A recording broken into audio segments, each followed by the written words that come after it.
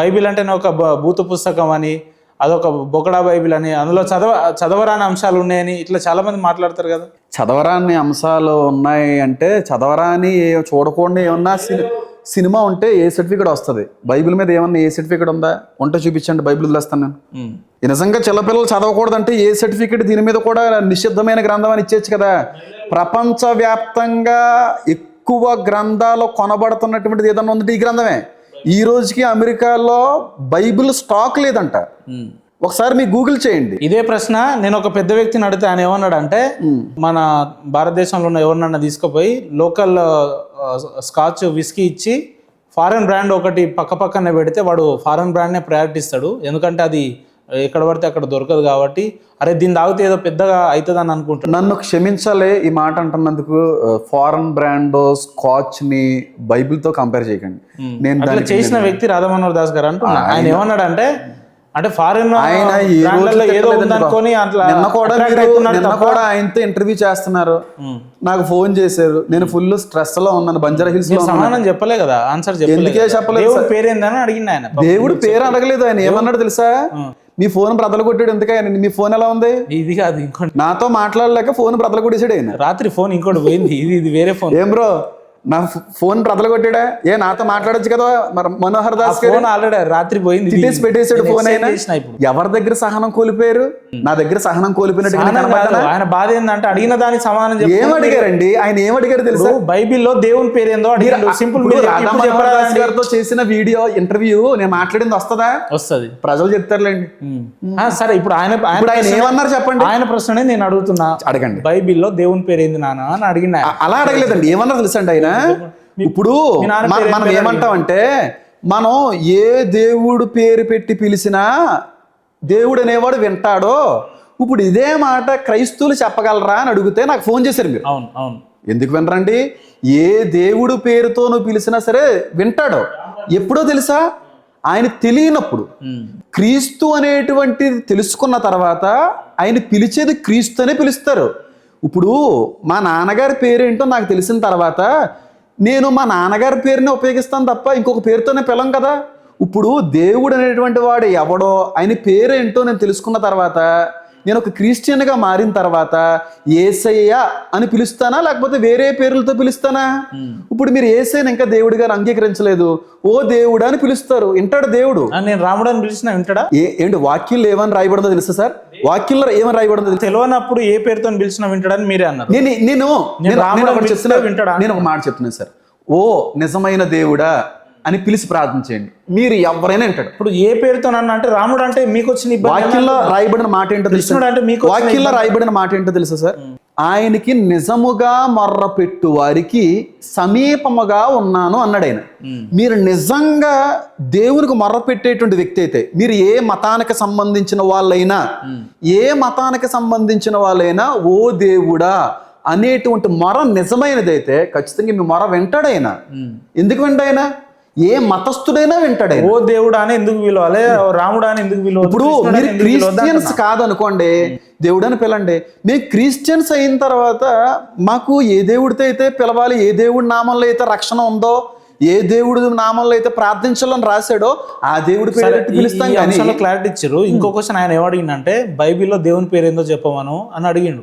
ఇక్కడే క్లాసెస్ వచ్చి నా ఫోన్ వల్ల కొట్టి. ఇప్పుడు నేను యెహోవా, యేసు అంటే ఎంతమంది దేవుళ్ళు మీకు అని అడుగుతారు. చెప్పండి. 3 సంవత్సరాల క్రితం ఆయనతో వ్యక్తిగతంగా ఫోన్ లో ఆయనకి సమాధానం చెప్పిన వ్యక్తినండి. అదిగో ఫోన్ చేస్తానన్న వ్యక్తి ఈ రోజుకి నాకు ఫోన్ చేయలేదు. ఆయన చేయలేదా?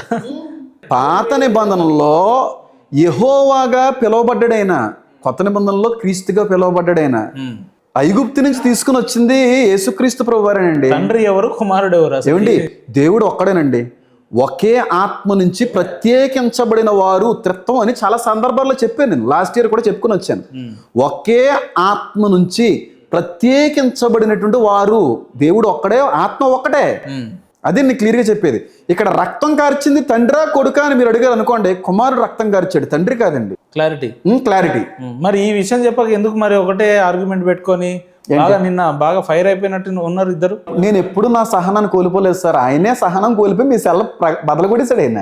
అంటే మీరు అట్లా మాట్లాడారు మరి. మీరు ఫోన్ ప్రజల అయిపోయిందని నాకు అర్థమైంది. నేను తర్వాత కూడా కాల్ చేశాను, పనిచేయలేదు మీ నెంబర్.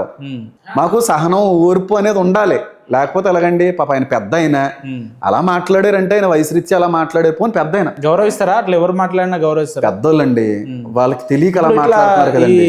హిందుత్వ మతాన్ని చాలా మంది మేము ప్రొటెక్ట్ చేస్తున్నాం అని చెప్పి చాలా మంది మాట్లాడతారు. ఎగ్జాంపుల్ సుగుణ లాంటి వాళ్ళు, కరుణాకర్ సుగుణ లాంటి వాళ్ళు, లలిత్ కుమార్ లాంటి వాళ్ళు, హిందూ జనశక్తి అని ఇట్లా అనేక మంది ఉన్నారు కదా. సో ఏంది వాళ్ళ మీద మీ అభిప్రాయం ఏంది? ఎట్లా రియాక్ట్ అవుతుంటారు? తెలిసి ఎవరో అనరు సార్, తెలిసి ఎవరు ఎందుకంటారండి? వాళ్ళకి తెలియక అలా తిడుతున్నారు వాళ్ళని. ఇప్పుడు తిడతారా? వాళ్ళు ఎందుకు తిడతారు? మీరే కదా అన్నారు విమర్శిస్తున్నారని చెప్పి. విమర్శనం వేరు, తిట్టడం వేరు. వాళ్ళ వే ఆఫ్ స్టైల్లో వాళ్ళు చెప్తారు. ఏమండి, ఇప్పుడు కరుణాకర్ సుగ్న గారు ఏసీని తిట్టినంత మాత్రాన్న, లలిత్ కుమార్ గారు ఏసీని విమర్శించినంత మాత్రాన్న వాళ్ళ మీద ఒక చెడ్డ ద్వేషపూరితమైనటువంటి భావం నాలో కలిగిందంటే నేను క్రైస్తవుని కాదు సార్. ఎందుకని అంటారా? యేసుక్రీస్తు ప్రభు వారిని సిలువుకు అప్పచెప్పినటువంటి యూదుల్ని ప్రేమించి యేసుక్రీస్తు వారిని తిట్టేటువంటి వ్యక్తులు ద్వేషిస్తే అది ఎంత పాపం అండి. చంపేసిన వాళ్ళనేమో మేము ప్రేమించి తిడుతున్నటువంటి వ్యక్తులు ద్వేషించడం కరెక్ట్ కాదని నా ఉద్దేశం. యూదుల్ని మేము ప్రేమిస్తాం, యూదులు క్షేమం కొరకు మేము ప్రార్థన చేస్తాం, అలాగే మీ అందరి క్షేమం కోసం మేము ప్రార్థన చేస్తామండి. ఎందుకు ద్వేషించాలండి? అంటే లలిత్ కుమార్ గారి పట్ల, కరుణాకర్ సుగుణ పట్ల మీకేం లేదు ఏంటి? మాకు వాళ్ళకి నాకు మధ్యన వ్యక్తిగత భేదాలు ఏమి ఉండవండి, వ్యక్తిగత విభేదాలు ఏమి ఉండవు. సిద్ధాంతపరమైనటువంటి విభేదాలు అని కూడా అనడం కరెక్ట్ కాదు. ఎప్పుడన్నా మాట్లాడిరా లలిత్ కుమార్ తో? నేను ఎప్పుడు ఎవరితోనే మాట్లాడలేదు. నేను మాట్లాడలేదు, ఇప్పుడు కూడా చేయకండి. నేను మాట్లాడాలనుకోవట్లేదు. ఎందుకు మాట్లాడరా? మాట్లాడండి. లలిత్ కుమార్ గారితో లాస్ట్ టైం మీరు మాట్లాడడానికి నేను మాట్లాడండి. అయ్యో, ఫోన్ కాల్ మాట్లాడదు, మీకు వచ్చి ఇబ్బంది ఏందంటున్నా.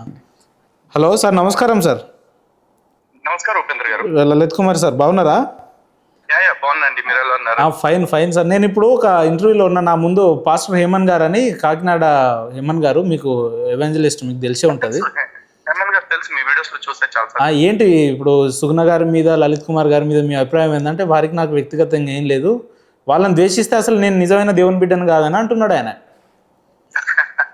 ఒక్కసారి వినడానికి బానే ఉంటాయి, సరదాగా ఎదురు బదురు కూర్చున్నప్పుడు మాట్లాడదాం, దానికి ముందు అవకాశం ఉందంటే కనుక. ఒక్కసారి మీకు ఫోన్ ఇస్తున్నా, ఒకసారి ఏమన్నా మాట్లాడేది ఉంటే మాట్లాడండి. తప్పకుండా సార్, మాట్లాడండి. హలో సార్, నమస్తే అండి. నమస్కారం హేమన్ గారు. లలిత్ కుమార్ గారు బాగున్నారండి? చెప్పండి సార్, చెప్పండి సార్. చూస్తుంటాను మీ ఇంటర్వ్యూస్ అవి చూస్తుంటాను. Thank you so much sir, thank you so much sir. Sir చెప్పండి సార్. మంచి సందర్భం చూసుకుని ఏదైనా ఒక మంచి తప్పకుండా సార్, తప్పకుండా తప్పకుండా సార్, తప్పకుండా లలిత్ కుమార్ గారు, తప్పకుండా అండి. రీసెంట్ గా ఈ సుప్రీంకోర్టు తీర్పు గురించి విన్నారు కదండి? అవును సార్, అవునండి. ఈ మతం మారిన వ్యక్తులకి ఎస్సీ హోదా కోల్పోతారు అనే దాని మీద. అవునండి. ఈ అంశం పైన మీకు ఏమన్నా మాట్లాడటానికి ఇంట్రెస్ట్ ఉంది అంటే ఒక రోజున మన ఉపేంద్ర గారు డేట్ అడ్జస్ట్ చేస్తారు. తప్పకుండా తప్పకుండా. లేదు ఇంకేదైనా వేరే అంశం మీద అనుకుంటే కనుక మత మార్పిడి అనే దానికి మీరు అగెనిస్ట్ కాబట్టి అసలు ఒక వ్యక్తి క్రీస్తుని ఎందుకు నమ్ముకోవాలి అనే దాని మీద సరే మీకు అవకాశం ఉంది అంటే తప్పకుండా ఒకసారి కూర్చుందాం లలిత్ కుమార్ గారు. తప్పకుండా. ఈ ఎస్సీ రిజర్వేషన్ దానికి సంబంధించింది అయితే ఆల్రెడీ మాట్లాడాను.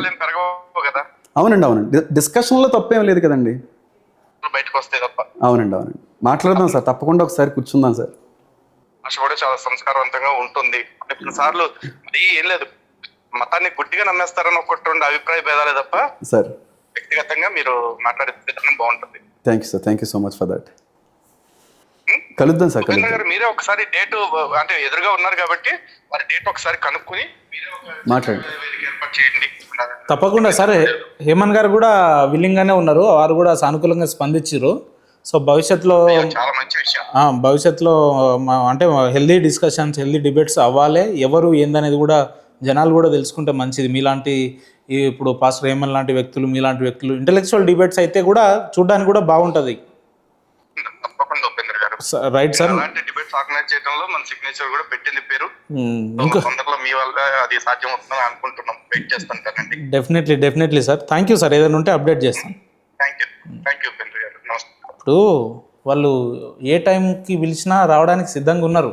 మరొక చర్చ లాంటిది తప్పకుండా కూర్చుందాం. మంచి హెల్దీ డిస్కషన్, అవును, సమాజానికి ఉపయోగపడేది, మతపరమైనటువంటిది కాదు. అవును అవును అవును. ఒక మనిషిగా సమాజానికి ఉపయోగపడేటువంటి ఏ డిస్కషన్ అయినా